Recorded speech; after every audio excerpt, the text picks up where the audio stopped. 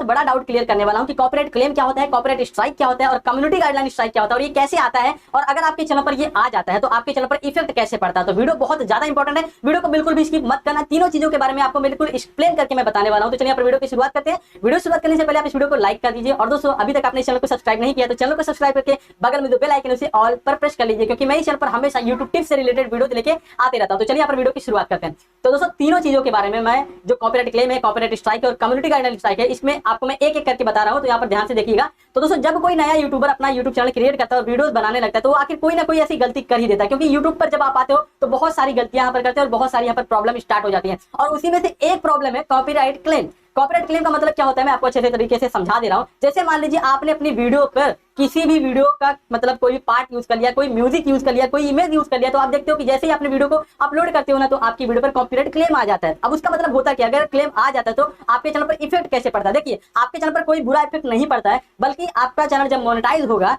जब आपका channel monetise हो गया, अगर आपका चैनल मोनेटाइज है और आपकी वीडियो पर कॉपीराइट क्लेम आ गया, तो उस वीडियो का जो अर्निंग होगा जिस पर कॉपीराइट क्लेम आया हुआ है, वो सारा अर्निंग उस ओनर के पास चला जाएगा जिसका कंटेंट आपने अपनी वीडियो में यूज किया, यानी कि जिसका म्यूजिक आपने यूज किया है, जिसकी वीडियो का पार्ट आपने यूज किया या जिसकी इमेज को आपने यूज किया है। बस यही होता है कि आपकी वीडियो पर कॉपीराइट क्लेम आ गया है तो वो जितना अर्निंग होगा उस ओनर के पास चला जाएगा जिसका आपने म्यूजिक वगैरह यूज किया है। तो इसका बस यही एक रोल होता है। अब यहाँ पर बात करते हैं कॉपीराइट स्ट्राइक। दोस्तों ये जो पार्ट होता है ना, बहुत ज्यादा इंपॉर्टेंट होता है, इसे आप ध्यान से सुनिएगा, क्योंकि कॉपीराइट स्ट्राइक बहुत खतरनाक होता है। इससे आपका चैनल भी डिलीट हो जाता है। कई सारे लोगों का यहाँ पर चैनल डिलीट हो गया है और बहुत बड़ा उनको खामियाजा भुगतना पड़ा है। और इसके बाद मैं बताऊंगा कॉपीराइट कम्युनिटी गाइडलाइन स्ट्राइक, क्योंकि ये उससे भी ज्यादा खतरनाक होता है। तो इसे अच्छे तरीके से ध्यान से समझ लेना। अब बता रहा हूँ कम्युनिटी कॉपीराइट स्ट्राइक क्या होता है। दोस्तों जैसे मान लीजिए कि ये कॉपीराइट क्लेम के ही तरह है, लेकिन ये एक स्टेप खतरनाक ज्यादा है। कॉपीराइट स्ट्राइक क्या होता है, जैसे मान लीजिए आपने किसी की वीडियो का पार्ट यूज कर लिया या कोई म्यूजिक यूज कर लिया, अब किसी कंपनी का आपने म्यूजिक यूज कर लिया, तो वो आपकी वीडियो पर कॉपीराइट स्ट्राइक दे देगा, जिससे कि आपकी वीडियो डिलीट हो जाती है, यानी कि टेक डाउन हो जाता है। और अगर एक कॉपीराइट स्ट्राइक आता है तो आपके लिए वार्निंग होता है, आपकी उस वीडियो को डिलीट कर दिया जाता है। और लगातार अगर आपके चैनल पर 3 कॉपीराइट स्ट्राइक आ गया दोस्तों, तो आपकी वीडियो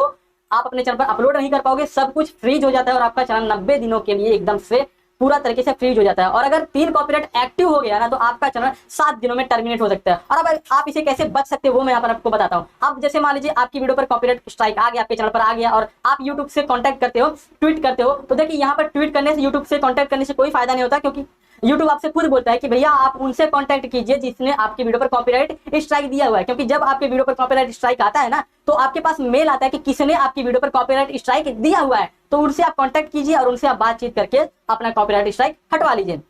तो अब आपको कॉपीराइट क्लेम के बारे में पता चल गया, कॉपीराइट स्ट्राइक के बारे में पता चल गया। अब यहाँ पर जो थर्ड आता है वो है कम्युनिटी गाइडलाइन स्ट्राइक, जो कि बहुत ज्यादा खतरनाक होता है। दोस्तों जब एक यूट्यूबर यूट्यूब पर आता है, अपना चैनल क्रिएट करता है, तो वो यूट्यूब पर आया हुआ है और वहां से अपनी अर्निंग करना चाहता है, कमाई करना चाहता है, और उसको कुछ नियम और कानून आपको पालन करना पड़ता है यूट्यूब का। तो यहाँ पर अगर आप यूट्यूब के कम्युनिटी गाइडलाइंस, यानी कि उसने गाइडलाइंस जो बनाए हुए हैं, अगर उस गाइडलाइंस के खिलाफ जाकर आपने वीडियो बनाया हुआ है, आप कम्युनिटी गाइडलाइंस के बारे में अगर बोलोगे तो मैं इस पे एक फुल डेडिकेटेड वीडियो बना दूंगा कि आखिर यूट्यूब का कम्युनिटी गाइडलाइंस क्या क्या चीजें हैं। अगर कम्युनिटी गाइडलाइंस के खिलाफ जाकर आप वीडियोस बनाते हो और अगर यूट्यूब ने आपको कम्युनिटी गाइडलाइन स्ट्राइक दे दिया, पहला अगर आता है तो वो एक वार्निंग स्ट्राइक होती है और वो हमेशा आपके चैनल पर बना रहता है, ताकि आपका जब भी चैनल पर कोई दोबारा कम्युनिटी गाइडलाइन स्ट्राइक आए तो यूट्यूब को पता चले कि इसके एक बार वार्निंग दिया गया था और इसने समझा नहीं। दूसरी बार अगर आपके वीडियो पर कम्युनिटी गाइडलाइन स्ट्राइक आ जाता है आपके चैनल पर, तो आपका चैनल तुरंत का तुरंत आपके यूट्यूब के प्लेटफॉर्म से आपका चैनल ही हटा दिया जाता है, यानी कि डिलीट कर दिया जाता है। वो सारी वीडियो के साथ आपका चैनल डिलीट कर देता है। तो यहाँ पर उम्मीद करता हूँ कि आपने community guideline strike, copyright strike और कॉपीराइट क्लेम के बारे में आप अच्छे तरीके से समझ गए होंगे। और कॉपीराइट क्लेम कैसे हटाया जाता है मैंने आई बटन में भी वीडियो दे दिया है, डिस्क्रिप्शन में मैंने वीडियो दे दिया है, जाके इस वीडियो को देख लीजिए और आप अच्छे तरीके से समझ लीजिए। तो उम्मीद करता हूँ आज की वीडियो आपको काफी ज्यादा पसंद आई होगी, और अगर वीडियो पसंद आती है तो वीडियो को लाइक करके चैनल को सब्सक्राइब कीजिए और बेल आइकन को प्रेस कीजिए। दोस्तों आज की वीडियो में इतना ही, मिलते हैं एक नई वीडियो में एक नई टॉपिक के साथ। तब तक के लिए जय हिंद, वंदे मातरम।